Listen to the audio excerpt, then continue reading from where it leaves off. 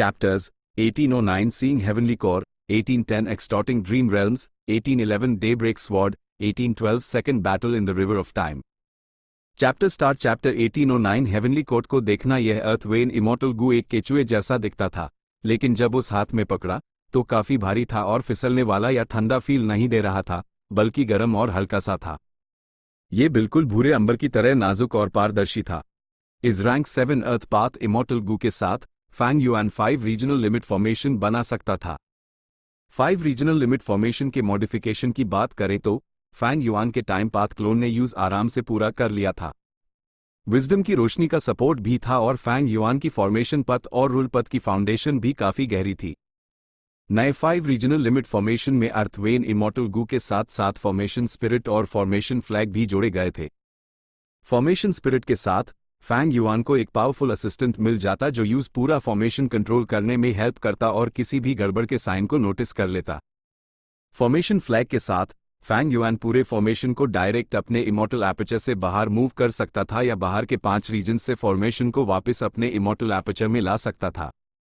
Immemorial यह beast fishing formation हर वक्त active था और प्रोग्रेस स्टेबल था। यह एसेंस पूल में पहले से हाई 20 से ज्यादा इमेमोरियल यह बीस्ट्स द, जिनकी लगभग 7 स्पीशीज थी। आधी से ज्यादा स्पीशीज जमा हो चुकी थी, लेकिन फैंग युआन शो नहीं था कि सारी स्पीशीज जमा हो पाएंगी या नहीं, ये तो किस्मत पर डिपेंड करता था। अपनी किस्मत को स्ट्रांग करने के लिए फैंग युआन ने हेरी मैन गू इमॉर्टल्स को लक पाथ इमॉर्टल गू रिफाइन करना शुरू करने का ऑर्डर दिया।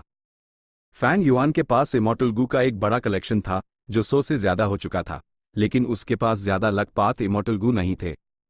क्योंकि उसके पास लक पाथ ट्रू इनहेरिटेंस था, जैसे हाई लक पाथ इमॉर्टल गू रिफाइन हो जाते वो फॉरन अनइनहेरिटेड मेथड्स को यूज में ला सकता था। ऊपर से हेवनली कोर्ट की लक पाथ में फाउंडेशन कमजोर थी, इसलिए लक पाथ के मामले में अपनी स्ट्रेंथ बढ़ाने का असर साफ साफ दिखने वाला था। जहां तक लक पाथ इमॉर्टल मटेरियल्स की बात थी, भले ही वो रेयर थी और उन्हें जमा करना मुश्किल था, फैंग युआन के पास सदर्न बॉर्डर के राइचस पाथ से मटेरियल्स लूटने का जरिया था। जैसे हाई यह लक पाथ इमॉर्टल मटेरियल्स जमा हुए, फैंग युआन ने हेरी मैन गू इमॉर्टल से गू रिफाइनमेंट शुरू करवा दिया। क्योंकि वो इमॉर्टल गू के रैंक को एडवांस नहीं कर रहे थे और सिर्फ रैंक 6 लक पाथ इमॉर्टल गू रिफाइन कर रहे थे, फैंग युआन रिफाइनमेंट फेल होने पर भी नुकसान से सकता था।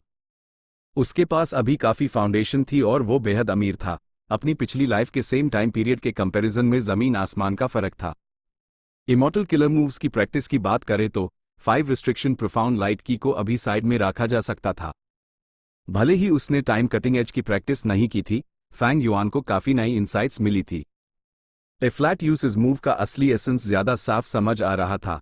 यह मूव एक इरेजर जैसा था। यह टाइम पाथ पावर का इस्तेमाल करके दुश्मन को मिटा सकता था, लेकिन साथ ही यूजर को भी कंज्यूम करता था। इस मूव से मेमोरी मिटने का फ्लोर हटाया नहीं जा सकता था। यह टाइम कटिंग एज के स्ट्रक्चर से हाई तय था। अगर यह फ्ला हटा दिया जाता तो पूरे किलर मूव का फ्रेमवर्क हाई उलट जाता। अगर ऐसा होता तो टाइम कटिंग एज की बेहद पावरफुल ऑफेंसिव कैरेक्टरिस्टिक भी पूरी तरह से गायब हो जाती। फैंग युआन के पास इस फ्ला को एक्सेप्ट करने के अलावा कोई चारा नहीं था। मेन बॉडी ने काफी प्रोग्रेस किया, उसके क्लोन्स का प्रोग्रेस तो और भी बड़ा था। प्योर ड्रीम क्लोन की सोल धीरे धीरे ट्रांसफॉर्म हो रही थी और बॉडी से मैच कर रही थी। फैंग युआन का ड्रैगनमन क्लोन पहले हाई एक रैंक 6 ड्रैगनमन गू इमॉर्टल बन चुका था और उसके पास एक हाई ग्रेड ब्लेस्ड लैंड था। फैंग युआन ने ड्रीम रेल्म्स एक्सप्लोर करने के लिए और टाइम निकालना शुरू कर दिया।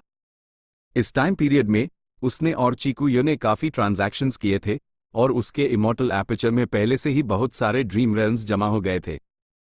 फैंग युआन की सोल बॉडी से निकली और एक की पाथ ड्रीम रेल्म में एंटर कर गई।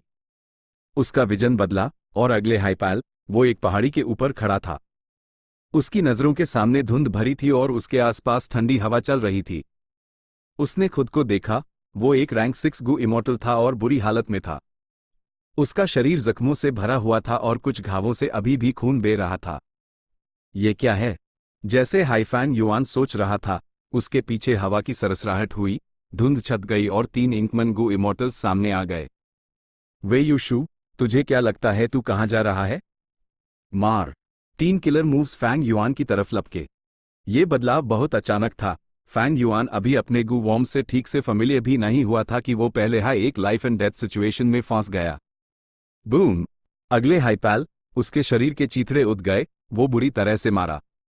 फैंग युआन ड्रीम रेल्म से बाहर निकला और रियलिटी में वापस आ गया। मैंने सोचा नहीं था कि ड्रीम रेल्म में एंटर करते ही मुझे ऐसी मुश्किल का सामना करना पड़ेगा और मैं मर भी जाऊंगा। उसने अपनी सोल पर लगे जख्मों को चेक किया। जो उसकी उम्मीद से परे था वो ये कि उसकी सोल पर सिर्फ हल्के जख्म थे, जो 100 गट्स गू से ठीक हो सकते थे। लगता है मेरी सोल के डेसोलेट सोल में एडवांस होने के बाद सोल की क्वालिटी बदल गई है और वो ड्रीम रेल्म से होने वाले स्ट्रॉन्ग बैकलैश को सह सकती है। फैंग युआन ने थोड़ी देर आराम किया और फिर ड्रीम रेल्म एक्सप्लोर करना जारी रखा। वही ड्रीम था। फैंग युआन ने फौरन अपने गू वॉर्म्स को चेक किया। उसके पास सिर्फ एक इमॉर्टल गू था। वो एक कॉकरोच जैसा था और ग्रे वाइट रंग का था, जैसे पत्थर का टेक्सचर हो, लेकिन काफी हल्का था। छूने पर ठंडा और हल्का सा खुरदरा फील दे रहा था। फैंग युआन को जल्द ही इस गू की डिटेल्स अपनी यादों में मिल गई। यह चीफ्लो गू है, एक रैंक 6 चीफ्लो इमॉर्टल गू। इसके अलावा बड़ी संख्या में रैंक 5 चीपाथ मॉर्टल गू थे। 3 इमॉर्टल मटेरियल्स भी थे, ब्लैक आयन ची, ऑर्किड वाइटैलिटी ची और मूविंग ड्रैगन ची। फैंग युआन थोड़ा चूक गया। चीफ्लो गू में तो सिर्फ सपोर्ट कैरेक्टरिस्टिक्स हैं, मैं सिर्फ इन मॉर्टल गू से पीछा करने वाले दुश्मनों को कैसे रोक सकता हूं?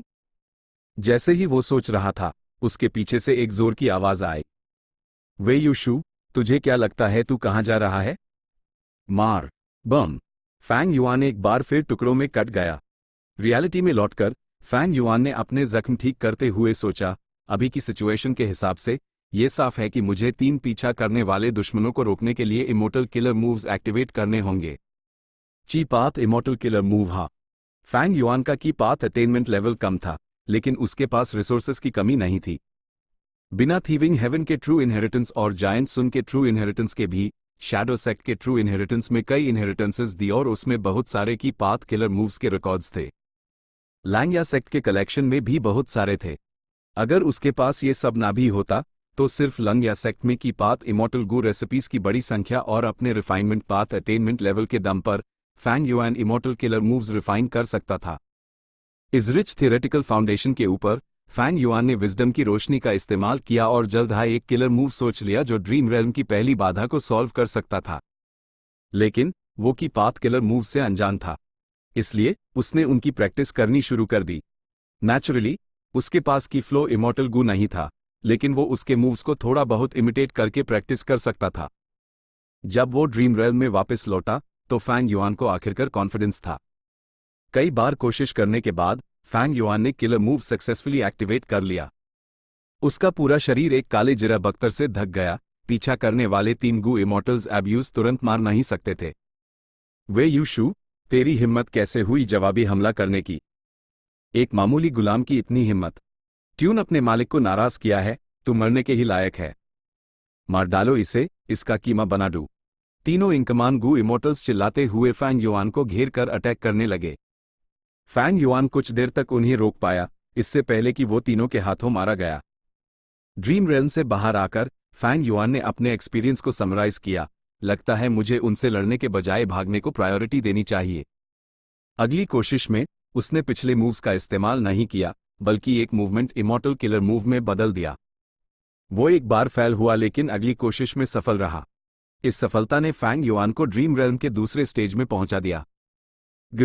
इससे पहले कि वो अपने आसपास का जायजा ले पाता, उसने एक मुंह भर खून थूक दिया। मैं बुरी तरह से जख्मी हूं और इमॉर्टल मटेरियल्स भी काफी खर्च हो चुके हैं।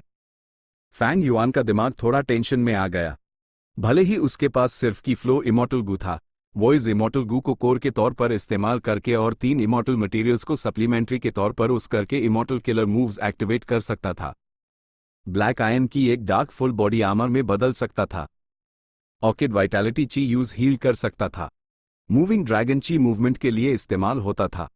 ड्रीम रेल्म के पहले स्टेज में फैंग युआन ने मूविंग ड्रैगन की का इस्तेमाल करके 3 गू इमॉर्टल्स के पीछे से बच निकला था।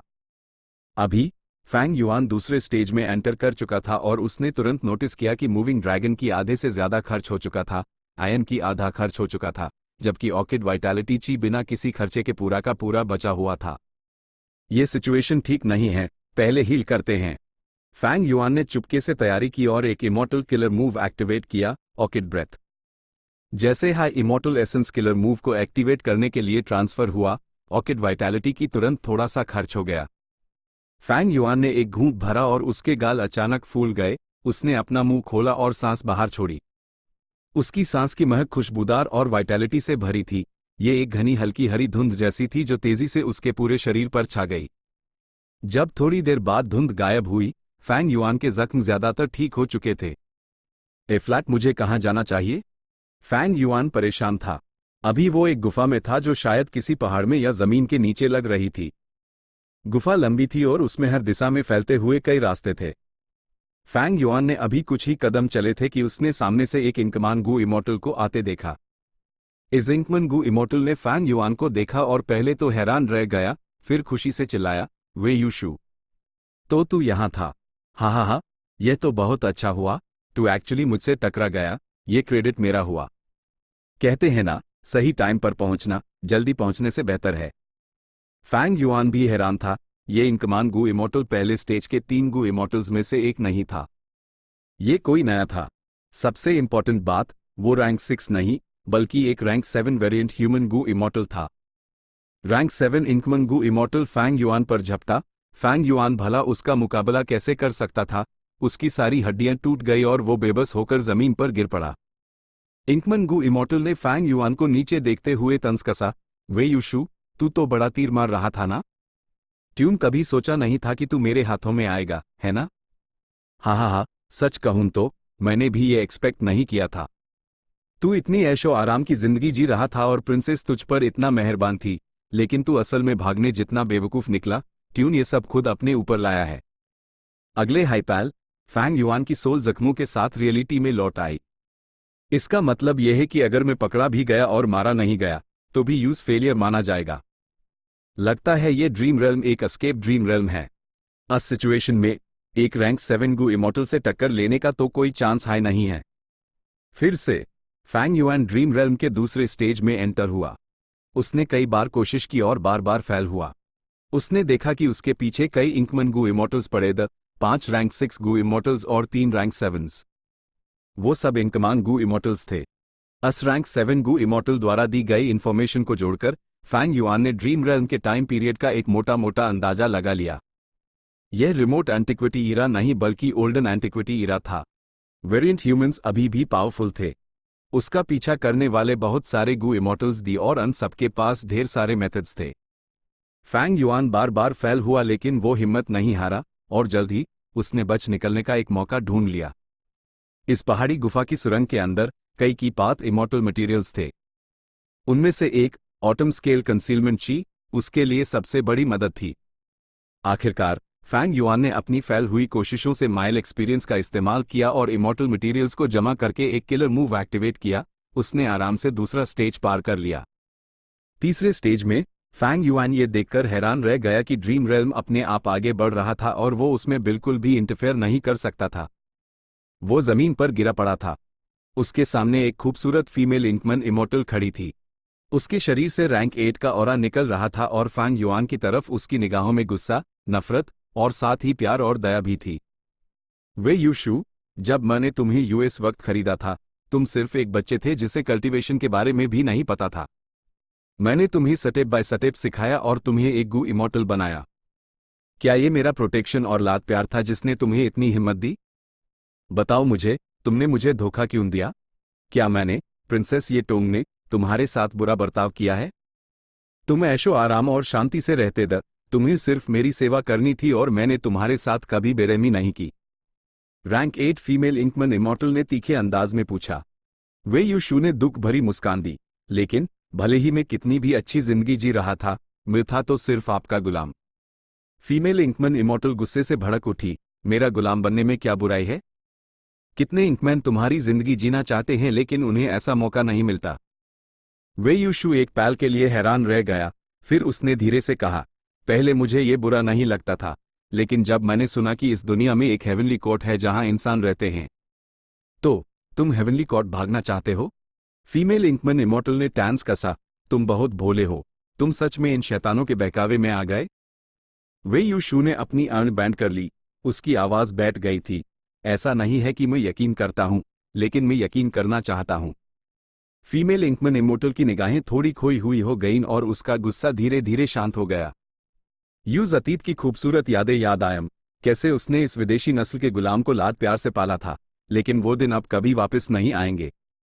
उसने अफसोस के साथ कहा, यूशु, मैंने तुम्हारी गलतियों को कई बार माफ किया है, लेकिन इस बार मैं ऐसा नहीं कर सकती। अगर मैं तुम्हें और माफ करती हूं, तो ये मेरी नस्ल की शान को ठेस पहुंचाएगा। अगर मैं खुद ना आती, तो तुम सच में भाग जाते। तुम्हें पालने में मेरी मेहनत बेकार नहीं गई आखिरकार। सच तो ये है, ये जगह हेवनली कोर्ट के प्रभाव क्षेत्र के बहुत करीब है। इन शब्दों ने जैसे वे यूशु में एक नई ताकत फूंक दी हो। उसने अचानक अपनी अनु खोली और फीमेल इंकमन इमोर्टल को घूरने लगा। उसने भीख मांगी, मरने से पहले मेरी कोई ख्वाहिश नहीं है, बस एक ही सोच है, प्लीज मुझे इस गुफा से बाहर निकलने दीजिए और एक नज़र हेवनली कोर्ट को देखने दीजिए। फीमेल इंकमन इमोर्टल कुछ देर तक शांत रही, फिर उसने आ भरी, ठीक है। वो साइड में हट गई। वे यूशु ने अपने खून से साने हाथों से धीरे धीरे अपनी पूरी ताकत से बाहर रेंगना शुरू किया। वो जोर जोर से सांस ले रहा था, उसका पसीना और खून आपस में मिल गए थे। ये एक छोटा सा फासला था, लेकिन उस गुफा के मुहाने तक जाने में काफी वक्त लग गया। ये गुफा का मुहाना पहाड़ के बीच के हिस्से में था, जहां से दूर दूर तक देखा जा सकता था। उसने उम्मीद से सामने देखा, लेकिन उस सिर्फ घनी धुंध दिखाई दी। ये सच में बदकिस्मती है, लेकिन पहाड़ों के आसपास धुंध होना आम बात है। फीमेल इंकमन इमोर्टल पीछे से चलती हुई आई, लेकिन अगर धुंध ना भी होती, तो तुम हेवनली कोर्ट को नहीं देख पाते। मैंने कहा था कि यह जगह हेवनली कोर्ट के प्रभाव क्षेत्र के पास है, लेकिन यह सिर्फ एक बंजर जमीन है। वे यूशु को, हालांकि, जैसे परमा संतुष्टि मिल गई हो। वो बेबस होकर जमीन पर लेट गया, उसमें अपना सर फिर से उठाने की भी ताकत नहीं बची थी। लेकिन उसकी ऊँग में एक अजीब सी चमक थी। नहीं, मैंने देख लिया, मैंने हेवनली कोर्ट को देख लिया। तुम। फीमेल इंकमन इमोर्टल साफ तौर पर हिल गई थी। जैसे ही उसने ये कहा, वे यूशु की आखिरी सांस भी खत्म हो गई, वो मर गया। फीमेल इंकमन इमोर्टल खामोशी में डूब गई, वो शांति से हेवनली कोर्ट की दिशा में आगे देखती रही। उसके चेहरे पर एक ऐसी गंभीरता थी जो पहले कभी नहीं देखी गई थी। Heavenly court chapter 1810 dream realms के लिए जोर जबरदस्ती फैंग युआन की पाथ ड्रीम रेल्म के पूरे तीसरे स्टेज के दौरान एक दर्शक बना रहा। जब यह तीसरा स्टेज पूरा हुआ, तो पूरा की पाथ ड्रीम रेल्म भी गायब हो गया। फैंग युआन का एक्सप्लोरेशन कंप्लीट हो गया। यह ड्रीम रेल्म शुरू में मुश्किल और आखिर में आसान था। मुझे पहले 2 स्टेजेस में इतनी सारी फेलियर्स से एक्सपीरियंस जमा करना पड़ा, यहां तक कि अनरावल ड्रीम भी ज्यादा यूजफुल नहीं था। लेकिन आखिरी स्टेज में मैं सीधे सीधे पास हो गया बिना कुछ किए। यह फैंग युआन के लिए सबसे कंफर्टेबल एक्सपीरियंस था, एक ऑडियंस बनना। अगर वो हर ड्रीम रेल्म को ऐसे ही ऑब्जर्व कर पाता, तो कितना आलीशान होता। इस ड्रीम रेल्म का टाइम पीरियड रिमोट एंटिक्विटी इरा नहीं बल्कि ओल्डन एंटिक्विटी इरा था। हेवनली कोर्ट फैंग युआन की नज़र थोड़ी कॉम्प्लिकेटेड थी। भले ही वो हेवनली कोर्ट का सबसे बड़ा दुश्मन था, यूज हेवनली कोर्ट की महानता को मानना पड़ेगा। लेकिन थोड़ी देर बाद ही उसकी उंगली में सिर्फ एक ठंडी रोशनी बची थी। वो कितने भी महान क्यों ना हो, जब तक वो मेरे रास्ते में आएंगे, मैं उन्हें बर्बाद करने के लिए अपनी पूरी ताकत लगा दूंगा। इस ड्रीम रेल्म के सक्सेसफुल एक्सप्लोरेशन के साथ फैंग युआन की पाथ ग्रैंड मास्टर बन गया। यह प्रोग्रेस काफी बड़ा था क्योंकि फैंग युआन का पहले की पाथ में कोई अटेनमेंट नहीं था। कोई हैरानी की बात नहीं कि वेई यूशु को इंकमान प्रिंसेस से लगातार स्पेशल ट्रीटमेंट मिलता था। एक मेन रीजन जरूर की पाथ में उसका टैलेंट रहा होगा। इस एक्सप्लोरेशन से फैंग युआन की सबसे बड़ी समझ ड्रीम रेल्म या हेवनली कोर्ट से रिलेटेड नहीं थी, बल्कि उसकी सोल से थी। डेसोलेट सोल एक डेसोलेट सोल बनाने के बाद ड्रीम रेल्म्स एक्सप्लोर करना बहुत आसान हो गया था। अगर ये एक ह्यूमन सोल होती, तो इस एक्सप्लोरेशन से हुए जख्म जरूर बहुत भारी होते। भले ही गट्स गू जख्मों को ठीक कर सकते थे, लेकिन ये एक्सप्लोरेशन की एफिशिएंसी पर जरूर असर डालता। फैंग युआन को एक झटके में इंस्पिरेशन आई, शायद जब मेन ड्रीम रेल्म्स एक्सप्लोर करने के लिए पूरे dream reality seeker physique body का इस्तेमाल करूंगा, तो सोल पर जख्म अभी से भी हल्के होंगे। ठीक वैसे ही जैसे फैंग युआन ने लुओपो वैली के अंदर लुओपो विंड का इस्तेमाल करके कल्टिवेट किया था। एक बार फैंग युआन की सोल एक फिजिकल बॉडी के अंदर होती, लुओपो विंड की पावर तेजी से गिर जाती। अगर फैंग युआन ने अपनी सोल को ड्रीम रेल्म्स एक्सप्लोर करने के लिए एक पूरे dream reality seeker physique body में ले जाकर इस्तेमाल किया, तो उसकी सोल फिजिकल बॉडी द्वारा मजबूती से प्रोटेक्ट होनी चाहिए। एक नॉर्मल बॉडी ड्रीम रेल्म्स की पावर को ब्लॉक नहीं कर सकती, लेकिन पूरे dream reality seeker physique body अलग थी। बदकिस्मती से फैंग युआन को पूरे dream reality seeker physique body के साथ ड्रीम्स में एंटर करने का तरीका नहीं पता था। अगर वो सीधे pure dream reality seeker physique body को एक ड्रीम रेल्म में भेजे देता तो वो अंदर आराम से घूमती बिना ड्रीम रेल्म से कोई डिस्टर्बेंस के। लेकिन साथ ही वो ड्रीम में डूब नहीं सकती थी, ड्रीम रेल्म को एक्सप्लोर करना तो दूर की बात थी। नेक्स्ट, चलो इस ice and snow path dream realm को एक्सप्लोर करते हैं। फैंग युआन ने अपनी नजर घुमाई। फैंग युआन ने सॉवरन इमॉर्टल एपर्चर के अंदर पहले से ही बहुत सारे ड्रीम रेल्म स्टोर कर रखे थे। अभी जो कि पाथ ड्रीम रेल्म था वो सबसे बड़ा था और अब वो जा चुका था। इस ice and snow path dream realm ने सबसे बड़े ड्रीम रेल्म की जगह ले ली। इस ड्रीम रेल्म के अलावा की path, sword path, would path और वगैरह के भी ड्रीम रेल्म्स थे। मेरे पास डेसोलेट सोल है, ड्रीम रेल्म्स एक्सप्लोर करने में मेरी एफिशिएंसी बहुत बढ़ गई है। मुझे पहले लगता था कि ये ड्रीम रेल्म्स काफी हैं लेकिन अब ये कुछ कम लग रहे हैं। और तो और ड्रीम रेल्म्स अलग अलग टाइप्स के हैं। ही, ये चीकूयू की छोटी सी हरकत है। फैंग युआन साफ साफ जानता था। भले हाई चीकूयू ने फैंग युआन के साथ ट्रांजैक्शन जारी रखा, वो चुपके से फॉर्मेशन को कंट्रोल कर सकता था और क्योंकि उसने ड्रीम पाथ रिसर्च के बहुत से रिजल्ट्स हासिल कर लिए थे, वो ड्रीम रेल्म के टाइप्स को मोटे तौर पर पहचान सकता था। तो जब वो फैंग युआन के साथ ट्रांजैक्शन करता था, वो माल को कंट्रोल कर रहा था, फैंग युआन को अलग अलग पाथ्स के बिखरे हुए ड्रीम रेल्म्स दे रहा था। एक भी ह्यूमन पाथ ड्रीम रेल्म नहीं था जो फैंग युआन सच में चाहता था। की पाथ या आइस एंड स्नो पाथ के भी ज्यादा ड्रीम रेल्म्स नहीं थे। फिर भी ये सब ड्रीम रेल्म्स फैंग युआन के लिए यूजफुल थे। या फिर टाइम पाथ ड्रीम रेल्म्स या रिफाइनमेंट पाथ ड्रीम रेल्म्स, जब तक वो ऐसे ड्रीम रेल्म्स ना हो जो उसने पिछली लाइफ में पहले हाई एक्सप्लोर कर लिए थे। आखिरकार फैंग युआन का highest attainment level quasi supreme grand master पर था, अभी भी आगे बढ़ने की गुंजाइश थी। फैंग युआन ने इनमें से किसी भी ड्रीम रेल्म को माना नहीं किया क्योंकि ये ड्रीम रेल्म्स उसके अटेनमेंट लेवल्स को बढ़ा सकते थे। ऊपर से अपने सभी पाथ्स के अटेनमेंट लेवल्स को बढ़ाने में कोई नुकसान नहीं था। ये तो एक अच्छी बात थी क्योंकि यूज फ्यूचर में रिलेटेड पाथ्स के इमॉर्टल एपर्चर्स को अनेक्स करते वक्त इस बारे में चिंता करने की जरूरत नहीं पड़ेगी। जब Fang Yuan dream realms explore कर रहा था, हेरी मैन गू इमॉर्टल्स अपने गू रिफाइनमेंट में सफल हो गए थे। लॉर्ड फैंग युआन, हमने इस इमॉर्टल गू को रिफाइन कर लिया है। सिक्स्थ हेयर ने एक इमॉर्टल गू पकड़ाया। यह इमॉर्टल गू पानी की एक बूंद जैसा था जो एक नीले हीरे की तरह चमकदार रोशनी से जगमगा रहा था, छूने पर चिकना और ठंडा था। यह रैंक 6 टाइम एंकर इमॉर्टल गू था। भले हाई फैंग युआन ने लक पाथ इमॉर्टल गू रिफाइन करने को प्रायोरिटी दी थी, टाइम एंकर इमॉर्टल गू भी रिफाइन किए जाने वाले गू की लिस्ट में था। फैंग युआन के पास इमॉर्टल गू की संख्या 100 से पार कर चुकी थी, लेकिन उसके पास उन्हें पालने के लिए काफी रिसोर्सेज और दौलत थी, इसलिए उसके पास जितने ज्यादा इमॉर्टल गू होते उतना अच्छा था। वो टाइम एंकर इमॉर्टल गू से बहुत पहले मिल चुका था। यह कभी ईस्टर्न सी इमॉर्टल ज़ॉम्बी सुबाइमन का इमॉर्टल गू था। यह टाइम में एक खास पीरियड पर एंकर कर सकता था। सुबाइमन मर गया और टाइम एंकर इमॉर्टल गू शैडो सेक्ट ने हासिल कर लिया, लेकिन बैटल ऑफ यीटियन माउंटेन में डिस्ट्रॉय हो गया। ए फ्लैट, फैंग युआन ने हेरी मैन गू इमॉर्टल्स को इसे रिफाइन करने का ऑर्डर दिया था। टाइम एंकर इमॉर्टल गू स्प्रिंग ऑटम सकाडा के साथ कोऑर्डिनेट करके एक किलर मूव बना सकता था जो फैंग युआन को एक स्पेसिफिक टाइम पीरियड में रीबर्थ लेने दे सकता था। यह किलर मूव बहुत वैल्यूएबल था, जैसे कि फैंग युआन अभी के इस टाइम को मार्क कर सकता था और बिना किसी चीज की परवाह किए ड्रीम रेल्म्स एक्सप्लोर करना जारी रख सकता था। एक सर्टेन स्टेज पर वो इस किलर मूव का इस्तेमाल करके इस टाइम पर वापस आ सकता था और दूसरे ड्रीम रेल्म्स एक्सप्लोर करना जारी रख सकता था। उसके पाथ्स में अटेनमेंट लेवल्स वैसे हाई रहेंगे। फैंग युआन इस मूव का इस्तेमाल अपने अटेनमेंट लेवल्स को लगातार बढ़ाने के लिए कर सकता था। बदकिस्मती से अगर मैं ये किलर मूव इस्तेमाल करता हूं तो मेन स्प्रिंग ऑटम सक्सेस का इस्तेमाल नहीं कर सकता। बिना 100% सक्सेस रेट के फेलियर का चांस रहेगा और अगर मैं उससे टकरा गया तो यह सुसाइड के बराबर होगा, मैं सबसे बड़ा मजाक बनकर रह जाऊंगा।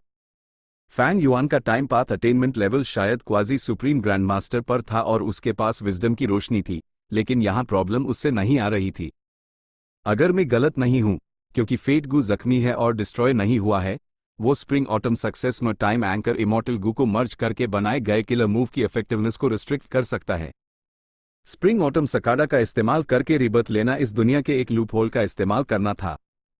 ये घटनाओं को डिसरप्ट करेगा और अतीत को बदलेगा, दुनिया के बैलेंस को प्रभावित करेगा। हेवेंस विल ऐसी चीज होने नहीं देगी। अभी के फैंग युआन के लिए सिर्फ टाइम एंकर को स्प्रिंग ऑटम सकाडा के साथ इस्तेमाल करना इस लूप होल का इस्तेमाल करने के लिए काफी था। स्प्रिंग ऑटम सक्सेस भी इस लूप होल का फायदा उठा सकता था, लेकिन वो होल इतना छोटा था कि वो दोनों को एक साथ इस्तेमाल नहीं कर सकता था। लगता है जब फेटगू पूरी तरह से डिस्ट्रॉय हो जाएगा तभी time anchor spring autumn success के साथ आराम से मर्ज हो पाएगा। रेड लोटस के ट्रू इनहेरिटेंस में किलर मूव्स भी ऐसे ही थे। भले हाई किलर मूव्स लिंक होकर एक और भी बड़ी ताकत बना सकते थे, लेकिन प्रैक्टिस में डालने पर इसने अच्छा रिजल्ट नहीं दिखाया। ड्रैगनमैन क्लोन पहले हाई एक हेवनली ट्रिब्यूलेशन और दर्जनों अर्थली कैलामिटीज पार कर चुका था। उसकी कल्टीवेशन तेजी से बढ़ रही थी। ड्रैगनमैन क्लोन की कल्टीवेशन को तेज करने के लिए फैंग युआन ने टाइम पाथ किलर मूव का इस्तेमाल करके ड्रैगनमैन क्लोन के इमॉर्टल एपर्चर के टाइम रेट को लिमिट तक बढ़ा दिया। हर कैलेमिटी और ट्रिब्यूलेशन से पहले फैंग युआन डिटेल्स को डिड्यूस कर लेता था, इसलिए उसके लिए अच्छी तरह से तैयार रहता था। फैंग युआन की पावरफुल स्ट्रेंथ की वजह से ये कैलामिटीज और ट्रिब्यूलेशंस कोई खतरा नहीं थे और आतिशबाजी के जश्न जैसे द जो फैंग युआन के ड्रैगनमैन क्लोन के डाउ मार्क्स को बढ़ाते थे। फैंग युआन के पास टाइम पाथ मेथड्स द और सबसे इंपॉर्टेंट उसके पास एक्सपोजिंग हेवनली सीक्रेट था, जिसने हेवंस विल द्वारा भेजी गई कैलामिटीज और ट्रिब्यूलेशंस को बेअसर कर दिया। अपनी मजबूत ताकत की मदद से ये कैलामिटीज और ट्रिब्यूलेशंस बेकार थे। फिलहाल फैंग युआन ना सिर्फ एक गू मास्टर के कल्टिवेशन लेवल को बढ़ा सकता था, वो एक गू इमॉर्टल के कल्टिवेशन लेवल को भी तेजी से बढ़ा सकता था। लेकिन इस मेथड को बढ़ावा नहीं दिया जा सकता था, क्योंकि इसकी कीमत काफी ज्यादा थी। इमॉर्टल एपर्चर के टाइम फ्लो को एक्सेलरेट करने वाला टाइम पाथ किलर मूव एक रैंक 8 किलर मूव था और बड़ी मात्रा में रैंक 8 इमॉर्टल एसेंस खर्च करता था। एक्सपोजिंग हेवनली सीक्रेट भी कोई ऐसा किलर मूव नहीं था जिसे आम विजडम पाथ गू इमॉर्टल्स एक्टिवेट कर सकें। हर ट्रिब्यूलेशन से गुजरने के खर्चों को जोड़कर इससे ज्यादा एक रैंक 7 ड्रैगनमैन क्लोन हाई पैदा हो सकता था। इन्वेस्टमेंट यील्ड के अनुपात में नहीं था। अगर ड्रैगन प्लस के लिए ना होता तो फैंग युआन ड्रैगनमैन क्लोन को इस तरह डेवलप करने में हिचकिचाता। सदर्न बॉर्डर के बीकन टावर्स हर जगह बनाए जा रहे थे और साउदर्न बॉर्डर के राइचस पाथ गू इमॉर्टल्स ने प्रोटेस्ट करना शुरू कर दिया। उन्होंने फैंग युआन से कहा कि वो पहले कुछ कैदियों को रिहा करके अपनी सिंसियरिटी दिखाए। इस पर फैंग युआन ने यी यांग को रिहा कर दिया। यी क्लैन यी यांग को पाकर हक्का बक्का रह गया, क्योंकि फैंग युआन ने सिर्फ यी यांग की बॉडी रिहा की थी, उसकी सोल और इमॉर्टल एपर्चर गायब थे। सिर्फ एक बॉडी तो एक लाश के बराबर थी, उसका क्या इस्तेमाल हो सकता था? सदर्न बॉर्डर का राइचस पाथ गुस्से में था, लेकिन फैंग युआन के सामने बेबस था। फैंग युआन ने उन्हें समझाया, बॉडी तो सिर्फ पहला कदम है। ये मेरी सिंसियरिटी दिखाता है, अब तुम्हारी बारी है सिंसियरिटी दिखाने की। सदर्न बॉर्डर के राइचस पाथ को लगा कि फ्यूचर अंधकार में है। अगर फैंग युआन कैदियों के टुकड़े टुकड़े करके उनसे वसूली करता रहा तो वो कितना वसूल कर सकता था और ये वसूली कब तक चलेगी? इस पर उन्होंने हंगामा करना शुरू कर दिया। फैंग युआन का एटीट्यूड बदलकर सख्त और बेपरवाह हो गया। उसने सीधे हर क्लैन को धमकी दी, अगर तुम चाहते हो कि मैं कैदियों को रिहा करूं तो मैं उन्हें तुम्हारे दुश्मनों के पास रिहा कर दूंगा। ऊपर से मैं तुम्हारे क्लैन के गू इमॉर्टल्स को ऐसे ऐसे तरीकों से जलील करूंगा कि वो फ्यूचर में कभी अपना सर नहीं उठा पाएंगे। फैंग युआन ने पिछली लाइफ में ऐसा किया था, इस बार वो इस प्रोसेस से और भी आराम से और फेमिलियर था। सदर्न बॉर्डर का राइचस पाथ शर्मिंदगी से मान गया। वो कुछ नहीं कर सकते थे, खास करके बा क्लैन और शिया क्लैन। ये बेचारे क्लान्स, उनके first supreme elders Fang Yuan द्वारा पकड़े गए थे। दूसरे क्लान्स ने भी अपनी इंपॉर्टेंट बैटल स्ट्रेंथ्स खो दी थी। अगर वो कैदियों को नहीं बचते तो वो अपने लोगों का सपोर्ट खो देते। फैंग युआन ने फिर सदर्न बॉर्डर के राइचस पाथ से डिमांड की कि वो कैदियों के बदले में ड्रीम रेल्म्स को चिप्स के तौर पर इस्तेमाल करें। सदर्न बॉर्डर का राइचस पाथ पहले तो तैयार नहीं था, क्योंकि ड्रीम रेल्म्स फ्यूचर को रिप्रेजेंट करते थे। लेकिन फैंग युआन ने गारंटी दी, मैं ज्यादा नहीं मांग रहा हूं और इस जगह को खाली नहीं करूंगा। मेन सदर्न बॉर्डर के राइचस पाथ के लिए ज्यादातर छोड़ भी दूंगा। और भी ज्यादा सिंसियरिटी दिखाने के लिए वो हर ड्रीम रेल्म एक्सचेंज के लिए एक गू इमॉर्टल कैदी की बॉडी रिहा करने को तैयार था। सदर्न बॉर्डर के राइचस पाथ फोर्सेस बीबस दी और इस प्रपोजल को एक्सेप्ट करने के अलावा उनके पास कोई चारा नहीं था। चीकू यू को अंदर से ठंडक महसूस हुई। वो जानता था कि यह फैंग युआन का बदला था और एक वार्निंग भी। इस पर सदर्न बॉर्डर के राइचस पाथ से वसूली अगले स्टेज में एंटर कर गई। फैंग युआन अपने वादे से पीछे नहीं हटा। उसने हर बार जब यूज ड्रीम रेल्म्स का एक बैच मिलता, एक कैदी की बॉडी रिहा कर दी। यह ड्रीम रेल्म्स उनसे बहुत बड़े थे जो उसने चीकू यू के साथ चुपके से ट्रांजैक्ट किए थे। ऊपर से फैंग युआन ने उनके पाथ्स को भी ध्यान से चुना था।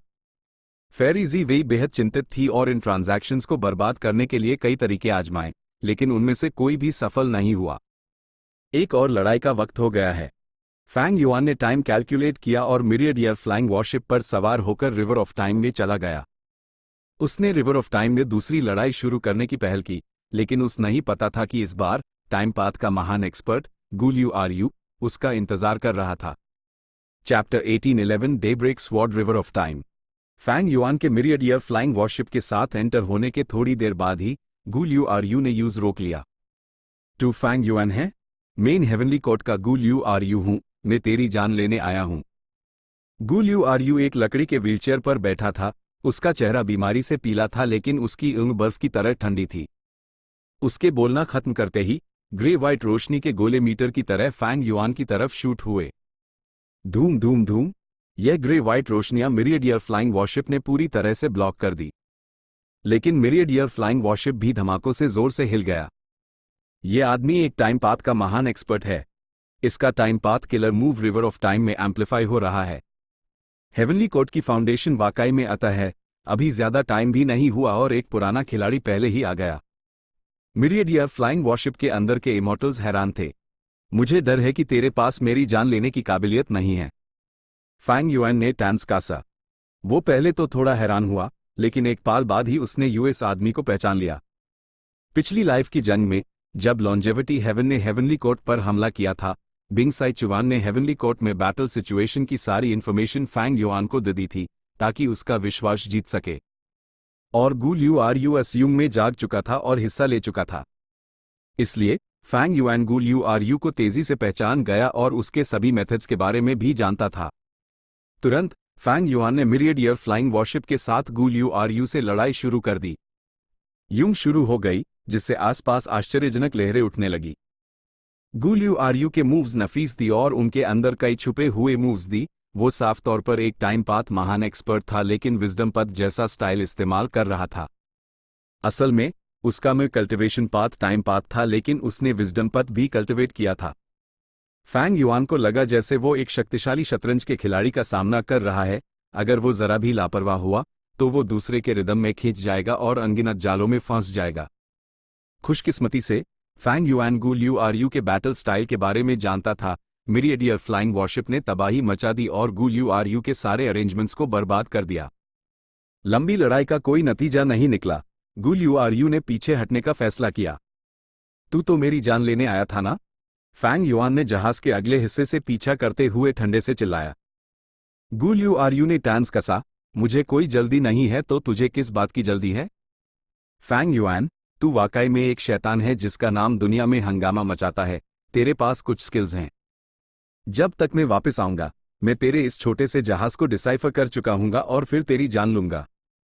भले ही उसका आधा शरीर आंकड़ा हुआ था, जिस व्हीलचेयर पर वो बैठा था वो एक कम्पैक्ट इमॉर्टल गू हाउस था। दो पहिए नदी की सतह पर तेजी से घूमे, गू लियू आरयू को बेहद तेज स्पीड से दूर ले जाते हुए। लॉर्ड फैंग युआन, चलिए टोरेंशियल चार्ज एक्टिवेट करते हैं, एक वेरिएंट ह्यूमन गू इमॉर्टल ने सुझाव दिया।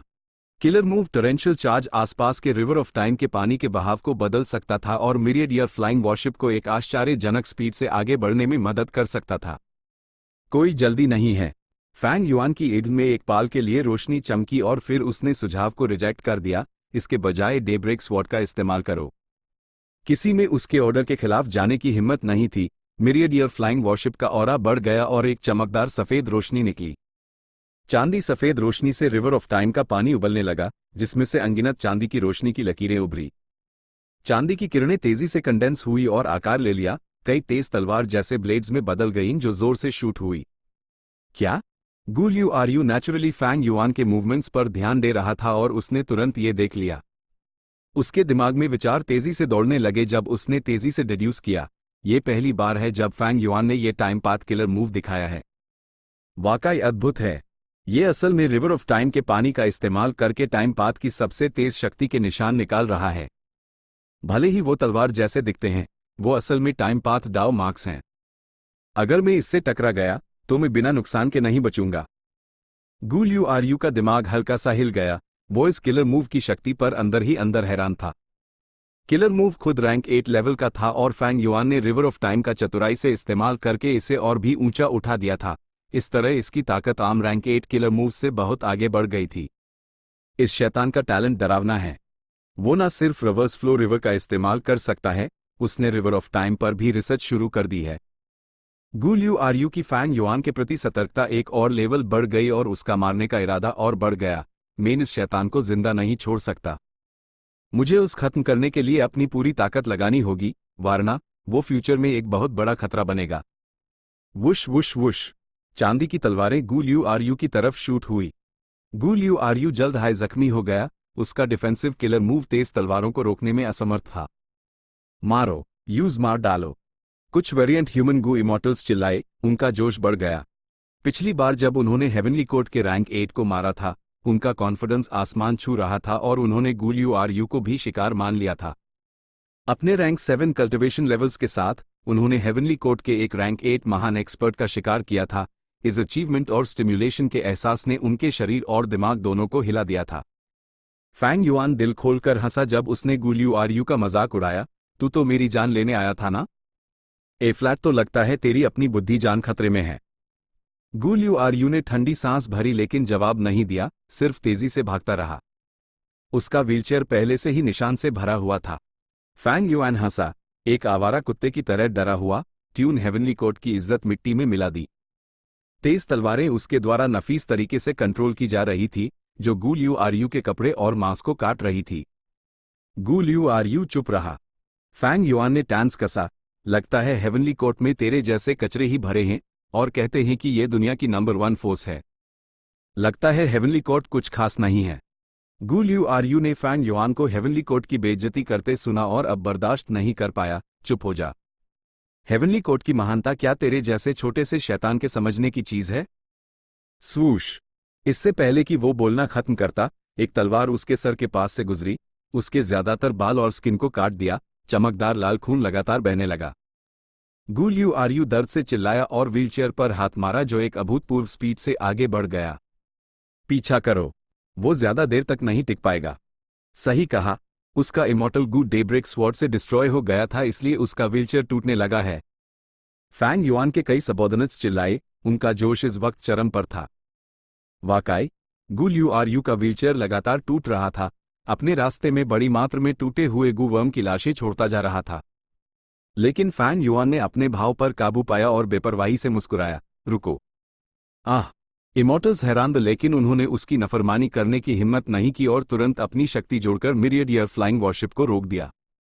गू ल्यू आरयू, जो अपनी जान बचाने के लिए भाग रहा था, ने यह सीन देखा। उसका पूरा शरीर कांप गया और उसके सीने में एक घुटन सी उठी, लेकिन वो उसे निकाल नहीं पाया। फैंग युआन मुस्कुराया और सामने नदी के ऊपर खाली जगह को देखते हुए आराम से कमेंट किया, क्या शानदार टाइम पाथ गू फॉर्मेशन है। मैं सोच रहा हूं कि हेवनली कोर्ट का कौन सा मेंबर खास तौर पर मेरा इंतजार कर रहा है। तुम मुझसे बात कर रहे हो, ली हुआंग। ली हुआंग की आवाज आए और उसी समय एक बड़ा फॉर्मेशन सामने आ गया। फैंग युआन के ZYA डेटार गू इमॉर्टल सबॉर्डिनेट्स ये नज़ारा देखकर हक्का बक्का रह गए। कुछ वेरिएंट ह्यूमन गू इमॉर्टल्स को तो थोड़ी देर बाद होश आया, तो ये एक जाल था। वो बूढ़ा आदमी कितनी अच्छी एक्टिंग कर रहा था। हम लगभग जाल में फंस ही गए थे। अगर हमारे समझदार और शक्तिशाली लॉर्ड फैंग युआन ना होते, तो हम शायद बुरी हालत में होते। गू ल्यू आरयू एक काले चेहरे के साथ धीरे धीरे उड़कर आया। इस चाल को खेलने के लिए उसने जानबूझकर एक इमॉर्टल गू छोड़ दिया था और जख्मी भी हो गया था। खून बह रहा था, लेकिन वो असल में खुद के लगाए जख्म थे। लेकिन कौन सोच सकता था कि उसकी ये चाल एक शो बन जाएगी जिसे फैंग युआन आराम से देख रहा था। ली हुआंग ने गहरी आवाज में कहा, लगता है तुम इस river suppression lotus ceiling formation से परिचित हो। फैंग युआन ने खुलेआम माना, हाँ, पिछली लाइफ में इसकी वजह से मुझे काफी तकलीफ हुई थी। तो क्या हुआ अगर तुम इसे पहचानते हो? तेरी जिंदगी यहीं खत्म होती है। गू ल्यू आरयू ने टैंस कैसा। जैसे ही उसकी आवाज खत्म हुई, 2 इमॉर्टल गू हाउसेस फैंग युआन के बाएं और दाएं तरफ आ गए। एक इमॉर्टल गू हाउस एलिगेंट और शानदार था, नारंगी छतन सारसों जैसी लग रही थी जिन्होंने अपने पंख फैला रखे हो। इमॉर्टल गू हाउस से पतझड़ की रोशनी की 3 परतें निकल रही थी, ये काफी असाधारण था। यह 3 ऑटम येलो क्रेन प्लेटफॉर्म था। दूसरा इमॉर्टल गू हाउस एक विशाल लेवर था जो जड़े की तरह सफेद था। लेवर के सामने 7 बड़ी शाख्स थी, उनके दांत न्यूकीले थे और वो विशाल लेवर को आगे खींच रही थी। यह शार्क फ्लोर लीवर था। फैंग युआन ने प्रेजेंट एंड पास्ट पवेलियन और इटर्नल यॉट को बर्बाद कर दिया था। हेवनली कोर्ट अभी भी उन्हें रिकंस्ट्रक्ट कर रहा था। 3 ऑटम येलो क्रेन प्लेटफॉर्म और शार्क फ्लोर लीवर का कंस्ट्रक्शन बहुत पहले शुरू हो चुका था। वो हाल ही में पूरे हुए थे और इस जंग में हिस्सा लेने के लिए भेजे गए थे। 3 ऑटम येलो क्रेन प्लेटफॉर्म ने फैंग युआन के भागने का रास्ता ब्लॉक कर दिया। गू ल्यू एक बार फिर अंदर आया और मिरियडियर फ्लाइंग वॉरशिप को रोक लिया। शार्क फ्लोर लीवर ने बैटलफील्ड के बाहरी हिस्से में एक खूबसूरत आग बनाया और ली हुआंग को उठाकर बैटलफील्ड में शामिल हो गया। एक बड़ी जंग शुरू हो गई, जिससे नदी में उफान आ गया और अनगिनत हिंसक लहरें उठने लगी। इस रैंक 8 इमॉर्टल गू हाउस का डिफेंस इतना स्ट्रांग है। ली हुआंग और गू ल्यू हैरान थे। मिरियडियर फ्लाइंग वॉरशिप ने बेहद शक्तिशाली डिफेंस दिखाया, जिससे हेवनली कोर्ट की तरफ के सभी किलर मूव्स भी असर हो गए। उसने एक जगह खड़े होकर हमले सहने का रुख अपनाया था। कुछ देर और लड़ने के बाद फैंग युआन जोर से हंसा। गू ल्यू, मैंने तेरे मूव्स देख लिए हैं। ऐसा कहकर मिरियडियर फ्लाइंग वॉरशिप ने कमजोर जगह पर हमला कर दिया। गड़बड़ है। गू ल्यू का चेहरा बदल गया। अगले हाइपैल, उसका टाइम पाथ किलर मूव जो मिरियडियर फ्लाइंग वॉरशिप को रोक रहा था जोर से टूट गया। बैकलैश के कारण उसने खून थूक दिया। रो को यूज। शार्क फ्लो लेवर और 3 ऑटम येलो क्रेन प्लेटफॉर्म ने अपने किलर मूव्स इस्तेमाल किए। चीर कर निकल जाओ, फैंग युआन ने हल्के से निर्देश दिया। धमाके हुए जब मिरियडियर फ्लाइंग वॉरशिप एक अतर्कित गति से बैटलफील्ड से बाहर निकल गया। पीछा मत करना। गू ल्यू ने तुरंत ली हुआंग को रोका जो पीछा करना चाहता था। उसने एक काले चेहरे और भारी आवाज के साथ कहा, यह इमॉर्टल गू हाउस रैंक 8 लेवल का होने के लायक है, हम इसे रोक नहीं सकते। Damn it. ली हुआंग ने अपनी मुठियां भींची। उस काफी घुटन महसूस हो रही थी। वो एक फायर पाथ गू इमॉर्टल था और रिवर ऑफ टाइम में सिर्फ शार्क फ्लोर लेवर के साथ लड़ सकता था। अगर फैंग युआन जाल में फंस जाता तो यूज अपनी शक्ति दिखाने का एक प्लेटफॉर्म मिल जाता, लेकिन बदकिस्मती से फैंग युआन ने यूज ये मौका नहीं दिया। हालांकि जो चीज ली हुआंग को और भी ज्यादा उदास करने वाली थी वो अभी आनी बाकी थी। फैंग युआन ने देखा कि हेवनली कोर्ट पीछा नहीं कर रहा है और तुरंत मिरियडियर फ्लाइंग वॉरशिप को रोक दिया, मुस्कुराते हुए, दोस्तों, मेरे मिरियडियर फ्लाइंग वॉरशिप में अभी भी एक मूव है जिसका नाम है मिरियडियर हंटिंग, कृपया इसका मूल्यांकन करें। हेवनली कोर्ट की तरफ तेजी से सतर्क हो गई। उन्हें मिरियडियर फ्लाइंग वॉरशिप से एक अजीब सी खुशबू आने लगी। थोड़ी देर बाद अनगिनत जानवरों की दहाड़ हर दिशा से गूंजने लगी और नजदीक आ रही थी। ये हैं year beasts, ancient year beasts और यहां तक कि इमेमोरियल ईयर बीस्ट्स। बहुत ज्यादा ईयर बीस्ट्स हैं। लगता है उन्होंने एक बीस्ट टाइड बना लिया है। ली हुआंग और गू ल्यू ने यह नजारा देखकर अपने दिल कांपते हुए महसूस किए। पता चला कि फैंग युआन का रैंक 8 इमॉर्टल गू हाउस सिर्फ टक्कर के बारे में नहीं था, उसके पास अभी भी ऐसा भयानक किलर मूव था। चैप्टर 1812 रिवर ऑफ टाइम में दूसरी जंग। मिरियडियर फ्लाइंग वॉरशिप के अंदर ही लू लन और बाकी लोगों के दिल जोरों से धड़क रहे थे। सीन बहुत ही विशाल था। यह बीस्ट की सेना हर दिशा से एक जबरदस्त रफ्तार के साथ उनकी तरफ बढ़ रही थी। कितना अमेजिंग किलर मूव है। तभी इस मूव को सॉवरन इमॉर्टल एपर्चर के अंदर कभी उस नहीं किया गया। बहुत सारे ये बीस्ट्स खींचे चले आ रहे हैं। अगर इसे सॉवरन इमॉर्टल एपर्चर के अंदर इस्तेमाल किया जाता तो ये जरूर एक बड़ी तबाही लाता। हेवनली कोर्ट की तरफ भी हिली हुई थी। मिरियडियर फ्लाइंग वॉरशिप। गू ल्यू ने एक गंभीर चेहरे के साथ ये नाम बड़बड़ाया। ली हुआंग भी गंभीर था जब उसने कहा, ये तो अब एक बीस्ट टाइड बन गया है, इसकी पावर सच में इतनी ज्यादा है। उसके जैसे एक लेजेंडरी कैरेक्टर भी ऐसे शानदार नज़ारे पर काफी प्रभावित था। फैंग युआन ने एक हल्की सी मुस्कान दी। उसने मिरियडियर हंटिंग को immemorial year beast fishing formation से डिराइव किया था और उसकी लिमिट तक डेवलप किया था।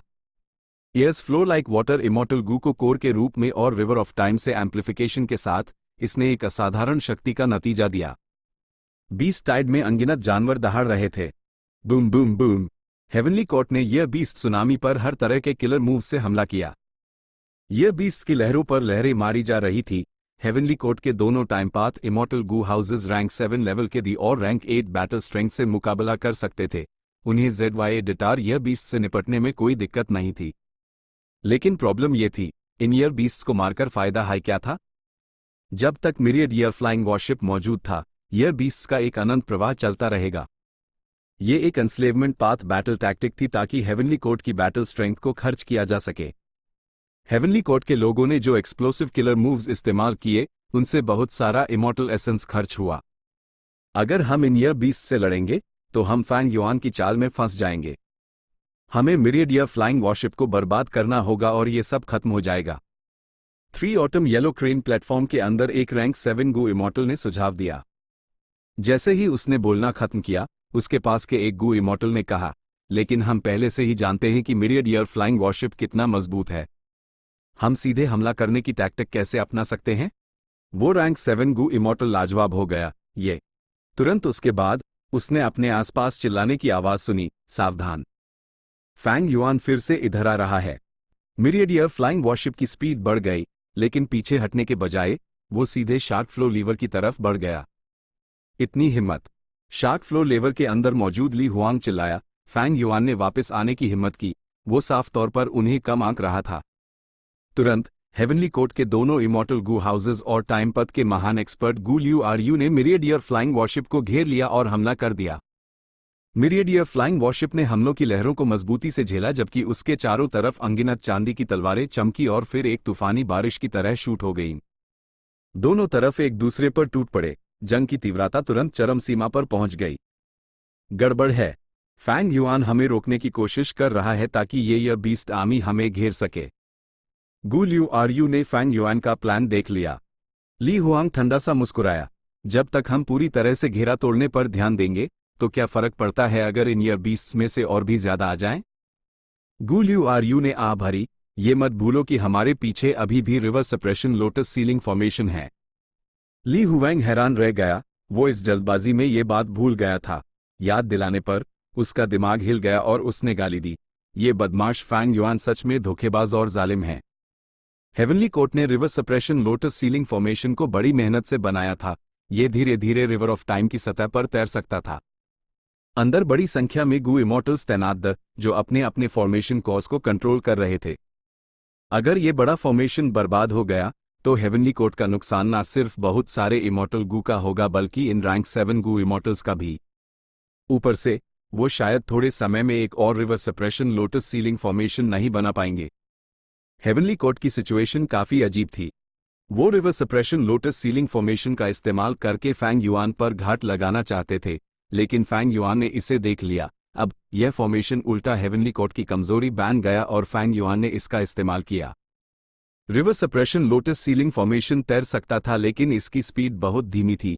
इसके मौजूदा जंग से भागने का कोई चांस नहीं था।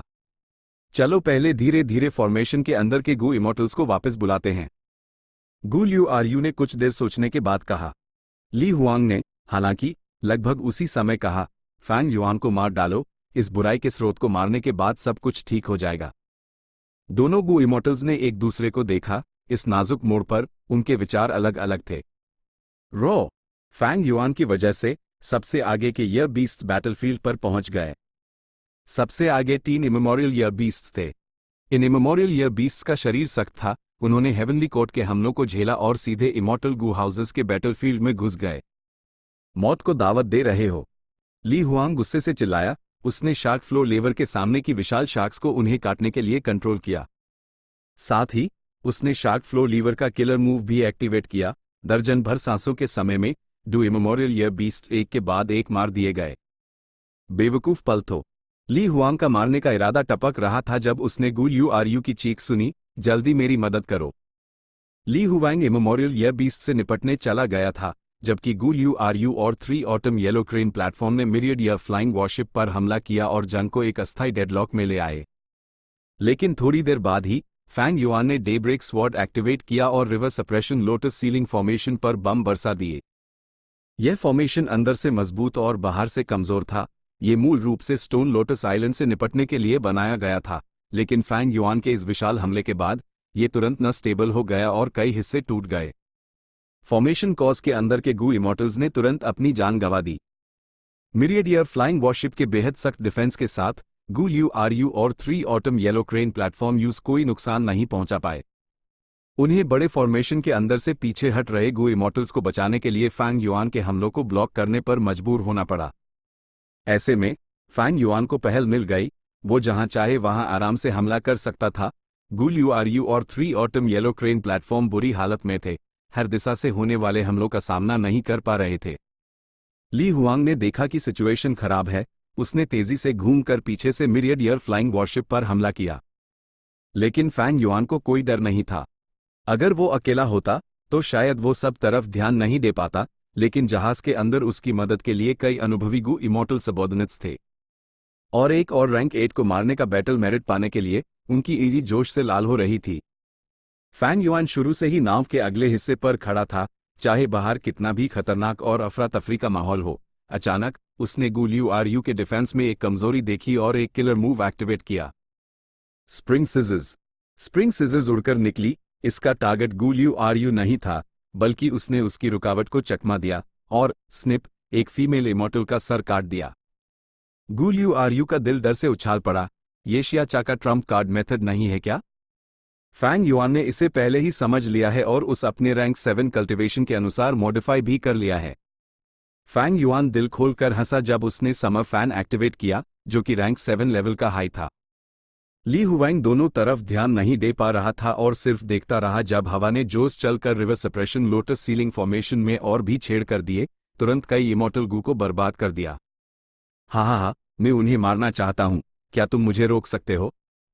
फैंग युआन ने जोर से और मजाक उड़ते हुए हंसा। ली हुआंग की ईर्ष्या गुस्से से जल रही थी जब उसने चिल्लाया, बदमाश, मैं तेरी हड्डियों को पीस कर राख कर दूंगा। बूम! एक immemorial year beast myriad year flying worship से टकरा गया, रैंक 8 इमॉर्टल गु हाउस को हल्का सा झुका दिया। हेवनली कोर्ट की तरफ हक्का बक्का रह गई। लगभग एक ही पाल में दोनों रैंक 8 महान एक्सपर्ट्स ने रिएक्ट किया। पता चला फैंग युआन सिर्फ ईयर बीस्ट टाइड को आकर्षित कर सकता है और उन्हें कंट्रोल नहीं कर सकता। ऐसा लगता है कि इन ईयर बीस्ट का target myriad year flying worship है। इस राज का पता चलने के बाद ली हुआंग और गु लियू आरयू को खून थूकने का मन किया।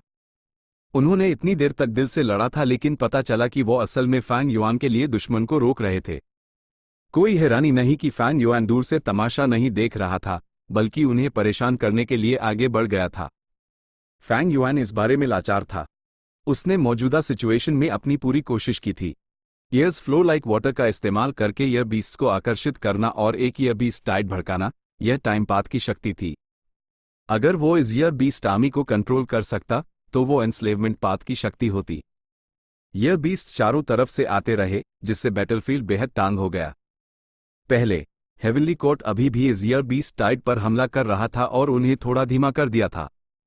लेकिन फैंग युआन के river suppression lotus ceiling formation पर लगातार हमला करने और कई रैंक 7 गु इमॉर्टल्स को मारने की वजह से हेवनली कोर्ट की तरफ के पास बीस्ट टाइड पर ध्यान देने का टाइम नहीं था।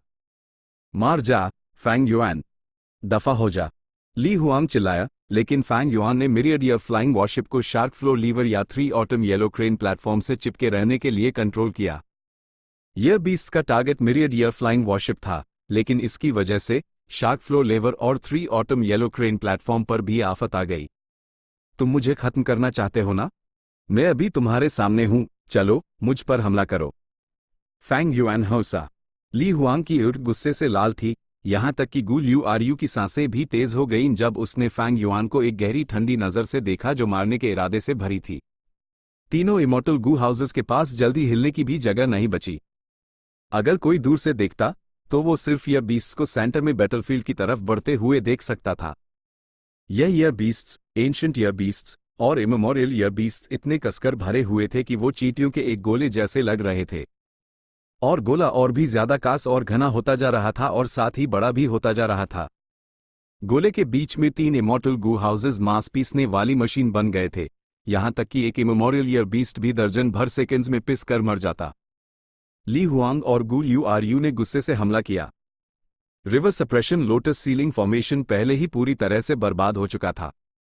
हेवनली कोर्ट की इस बार की सारी कोशिशें बेकार चली गई थी। ली हुआंग और गु लियू आरयू ने पहले ही जितने गु इमॉर्टल को बचा सकते थे बचाने की पूरी कोशिश की थी, लेकिन ज्यादातर अभी भी फैंग युआन के हाथों बुरी तरह से मारे। चलो अब यहां से चलते हैं, वरना कोई जिंदा नहीं बचेगा, गु लियू आरयू ने आवाज दी। बड़े फॉर्मेशन के फैंग युआन को रोकने के बिना Fang Yuan myriad year flying warship के साथ बैटलफील्ड में तबाही मचा रहा था, कोई उस रोकने वाला नहीं था। हेवनली कोर्ट की बैटल टैक्टिक्स पूरी तरह से फेल हो गई थी। फैंग युआन, बस इंतजार कर, तू ज्यादा देर तक घमंड नहीं कर पाएगा, तो जल्दी या बाद में मेरे हाथों मारेगा। ली हुआंग ने दांत पीसते हुए कहा।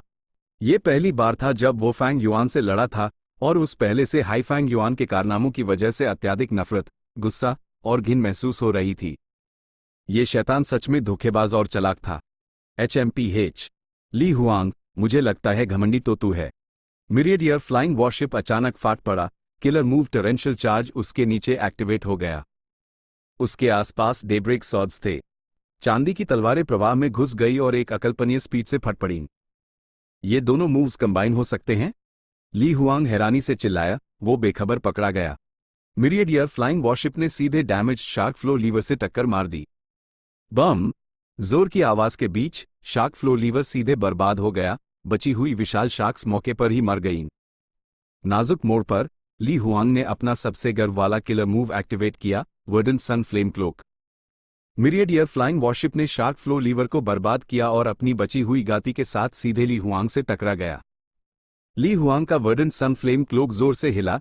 ये एक जंगल की आग जैसा था, लेकिन टक्कर के बाद ये तुरंत कमजोर होकर एक छोटी सी आग बन गया। ली हुआंग, तेरी मौत का वक्त आ गया है।